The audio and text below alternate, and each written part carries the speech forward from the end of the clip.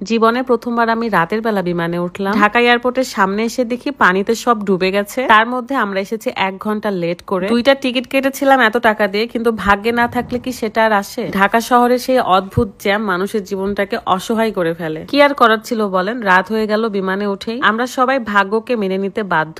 বাধা ছাড়া জীবনে যেন চলতেই পারতেছি না। যেদিকেই যেতে চাই সেদিকেই আটকা পড়ে যাই। আসসালামু আলাইকুম, কেমন আছেন সবাই? বড় ভাই কোটি টাকার গাড়ি নিয়েছে, সেই খুশিতে ভাইয়ার বাড়িতেই ছিলাম। কিন্তু এই ঢাকা শহরের জ্যামটা যেন জীবনটাকে শেষ করে দিচ্ছে। কিন্তু বৃষ্টি দেখলেই যেন অনেক ভালো লাগে। আকাশে এত মেঘ, এন্ড আজকে আমি এত সুন্দর একটা ড্রেস পরেছি, এত কমফোর্টেবল। লাওয়েন 1000 ফেসবুক পেজ থেকে আমি এই ড্রেসটা নিয়েছিলাম। আমার বেশিরভাগ ড্রেস কিন্তু এই পেজ থেকেই নেওয়া। পেজটা ভিডিও ডেসক্রিপশনে দেওয়া আছে। তারা কিন্তু নিজস্ব ডিজাইনে এই ড্রেসগুলো তৈরি করে। এন্ড এই সুন্দর 3 পিস পরে আজকে আমাদের ঢাকা থেকে রাজশাহী যাওয়ার কথা। 5টা 20-এ আমাদের ফ্লাইট ছিল, বাট 5টা 33 বেজে গেছে। একে তো জ্যামের জন্য আটকা পড়েছিলাম, তার মধ্যে এয়ারপোর্টের সামনে এসে দেখি পানিতে একদম ভেসে গেছে। এই পানি ঠেলে যাইতেই আরো 30 মিনিট সময় লাগছে। তবে পানিটা পার হয়ে রাত গাড়ি থেকে নেমে যায় এবং দৌড়ায় এয়ারপোর্টের মধ্যে ঢুকে। আমি এত বেশি টেনশনে ছিলাম যদি ফ্লাইটটা মিস হয়ে যায়। যেহেতু ঢাকায় আজকে প্রচুর বৃষ্টি ছিল, এমনও হতে পারে বৃষ্টির জন্য একটু টাইম চেঞ্জ করতে পারে। ভাগ্যে ছিল তাই টিকিটটা পেয়ে গেলাম একদমই লাস্ট মুহূর্তে এসে। মানে এয়ারপোর্টে ঢোকার ঠিক 10 মিনিটের মধ্যে আমরা বিমানের কাছে আসছি।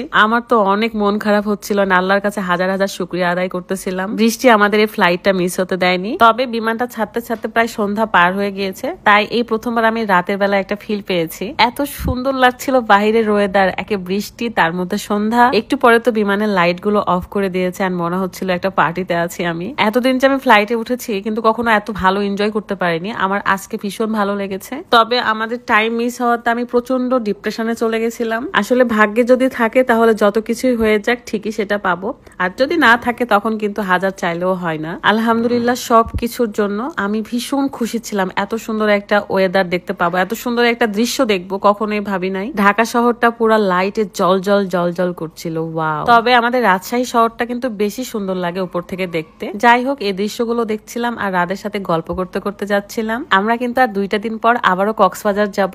এবার কিন্তু বাবুকে আর রেখে যাব না, কারণ বাবুর স্কুলও ছুটি থাকবে। একটা জিনিস ভালো লাগছিল যে বিমান যত উপরে থাকুক না কেন নিচের সব আলোই কিন্তু দেখা যায়, আর দিনের বেলা শুধু আকাশে সাদা, সবকিছু সাদা লাগে নিচে দেখতে। কত কিছু ভাবছিলাম আর যাচ্ছিলাম, মানে ছোটবেলার কথা মনে পড়ে যায়। আকাশে যখনই দেখতাম লাইট চলে যাচ্ছে রাতের বেলা, তখন কিন্তু হাই দিতাম। দিনের বেলা দেখলেও হাই দিতাম, ভাবতাম যে মনে হয় আমাকে দেখতে পাচ্ছে। ছোটবেলার সব কার্যকলাপ গুলো এখন স্বপ্নের মতো মনে হয়। রাদের সাথে তো আমি এগুলো গল্প করতে করতে আসতেছিলাম। এই তো আমি বক বক করতে করতে রাজশাহীতে চলে এসেছি। এই দিনের কথা সারা জীবন মনে থাকবে। ভাই এত টেনশন করেছি আমি, এত তাড়াহুড়ো করে ফাহিম ভাইকে গাড়ি চালাইতে বলছি। ফাহিম ভাই তো প্রো ড্রাইভার, এই কারণে হয়তো আরো তাড়াতাড়ি আসতে পারছে, তাছাড়া হয়তো আরো লেট হতো, বিমানটাই মিস হয়ে যেত। যাই হোক, ভালো থাকবেন সবাই। বিদায় নিচ্ছি, আল্লাহ হাফেজ, আসসালামু আলাইকুম।